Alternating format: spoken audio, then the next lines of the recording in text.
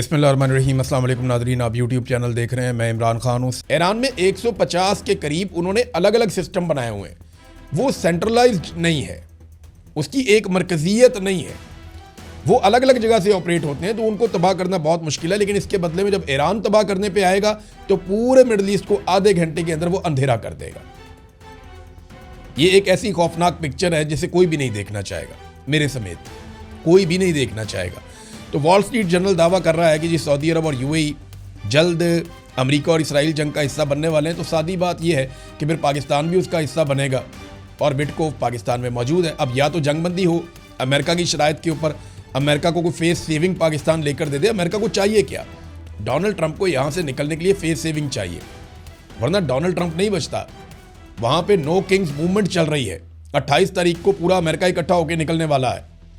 उसके बाद mid term election आ रहे हैं। डोनाल्ड ट्रंप के ऊपर एप्स्टीन फाइल का दबाव लगातार बढ़ता चला जा रहा है।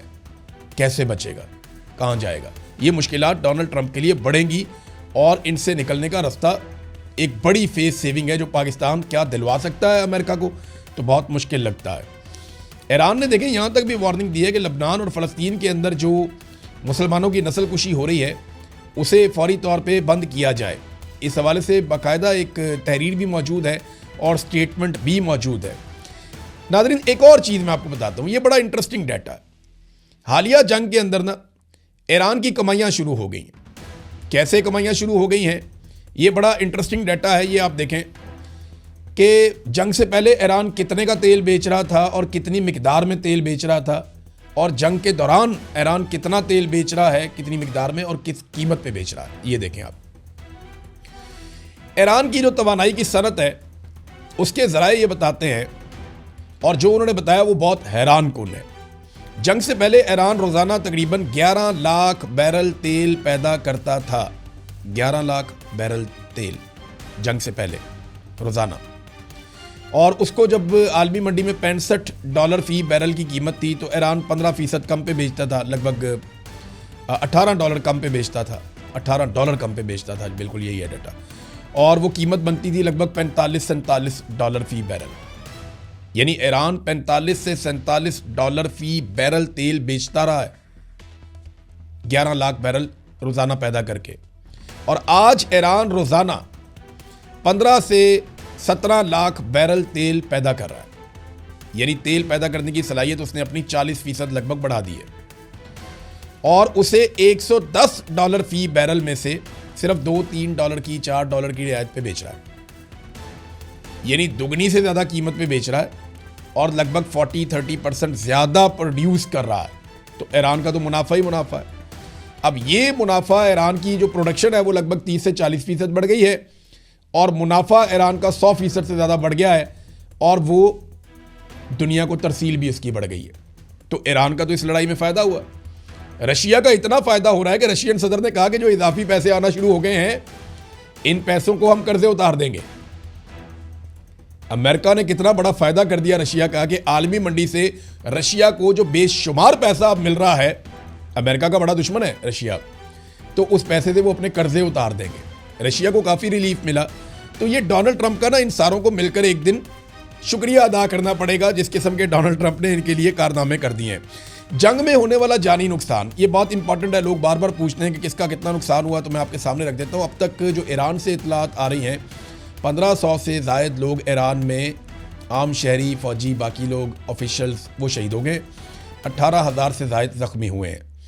और ईरानी कार्रवाई के नतीजे में जो ऑफिशियली अभी तक तस्लीम शुदा है इसराइल और अमेरिका की जानिब से, 31 अमरीकी और इसराइली मारे गए हैं, जिनमें ज़्यादातर फ़ौजी हैं, और तकरीबन कोई 5,000 के करीब वहाँ पे भी ज़ख्मी हुए हैं, जिनमें बहुत सारों की हालत ख़राब है। और ये खबर मैं आपको अल जज़ीरा के सोर्स से दे रहा हूँ।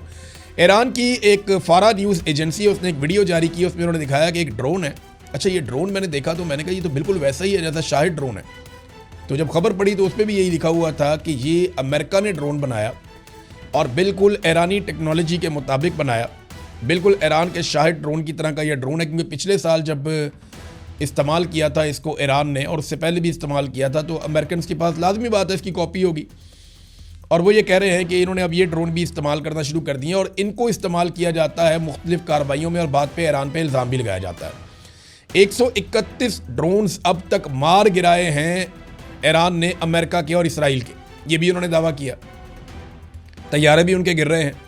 ये सूरत हाल उनके लिए पैदा हो चुकी है। नाज़रीन, अब मैं एक खबर आपके सामने रखता हूँ। दो खबरें हैं और दोनों, एक बड़ी अच्छी खबर है और एक उतनी अच्छी नहीं है। एक अच्छी खबर यह है कि खैबर पख्तूनख्वा में सियाहत वापस आ रही है। बड़े पैमाने पर सयाहों ने ईद के दिनों में खैबर पख्तूनख्वा का रुख किया है। 2,62,000 अफराद। अब देखें ना, महंगाई कितनी बढ़ गई है, हालात कितने ख़राब हैं, पेट्रोलियम मसनूआत कितनी महंगी हैं, इसके बावजूद कितना पोटेंशियल है खैबर पख्तूनख्वा में कि एस्टेब्लिशमेंट ने कितनी नफरत फैलाई, कितनी कोशिश की है, कैसे दहशतगर्दों को लाकर बसाया गया। इसके बावजूद खैबर पख्तूनख्वा के जो पश्तून हैं उनकी मेहमान नवाजी ने काम कर दिखाया और 2,62,000 पाकिस्तानी जो है वो स्वात के अंदर सियाहत के लिए गए, जिनमें 2,62,000 पाकिस्तानी जो हैं वो खैबर पख्तूनख्वा में सियाहत के लिए गए और इनमें सबसे ज़्यादा 1,86,000 स्वात में गए। कमाल नहीं हो गया? अब मुझे बताएं ना DGISPR कि उनके फेवरेट वज़ीर आला सरफराज बुगटी क्या हमें डाटा जारी करेंगे कि बलूचिस्तान में जहाँ बड़ी शानदार कारकर्दगी है, एक SHO की मारन दहशतगर्द, वहाँ पे कितने सयाह गए हैं सियाहत के लिए? देंगे कोई डाटा? मैंने पहले भी DGISPR को कहा था कि आपकी फैमिली खैबर पख्तूनख्वा में सियाहत के लिए जाना चाहेगी, बलूचिस्तान में सियाहत के लिए नहीं जाना चाहेगी। हालांकि बहुत अच्छी जगह है बलूचिस्तान में भी, नहीं जाना चाहेंगे। कौन अपनी जान देता है? वहाँ सड़क के ऊपर आप ट्रैवल नहीं कर सकते। तो बदतरीन फस्तायत को लाया गया, बदतरीन दहशतगर्दी को इंपोर्ट किया गया।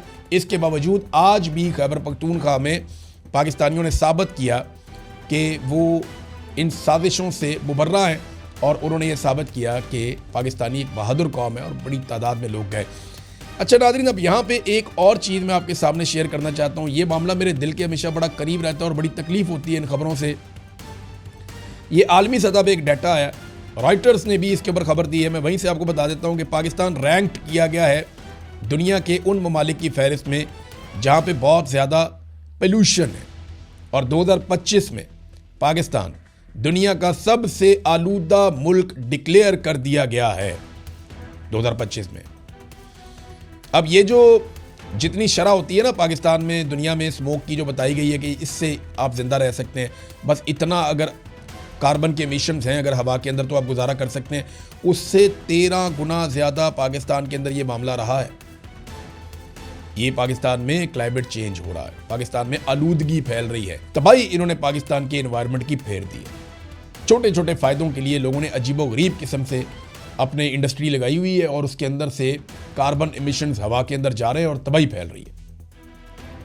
छोटे छोटे पैमाने पर लोगों ने इंडस्ट्री लगाई हुई है, कोई रुकावट नहीं है, कोई तरीकाकार नहीं है चेक करने का और आलूदगी धड़ाधड़ फैल रही है। कोई इसको चेक करने वाला, देखने वाला नहीं है। और ख़ास तौर पे इसमें जो सबसे बड़ा रोल है वो बड़े शहरों का है, जिनमें एक शहर लाहौर है जिसके बारे में कहा जाता है कि वो सर्दियों के मौसम में रहने के काबिल ही नहीं होता।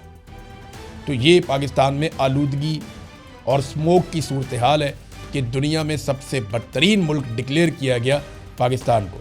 अभी 2 दिन पहले डाटा आया था कि दहशतगर्दी से मुतासरा ममालिक में पाकिस्तान पहले नंबर पे आ गया। अब आलूदगी से मुतासरा ममालिक में भी पाकिस्तान पहले नंबर पे आ गया। इन हुक्मरानों को लाने वालों का बहुत शुक्रिया, ख़ास तौर पे आसिम मुनीर साहब का। अब तक के लिए इतने ही। अपना ख्याल रखिएगा, अपने चैनल का भी। अल्लाह हाफ़िज़।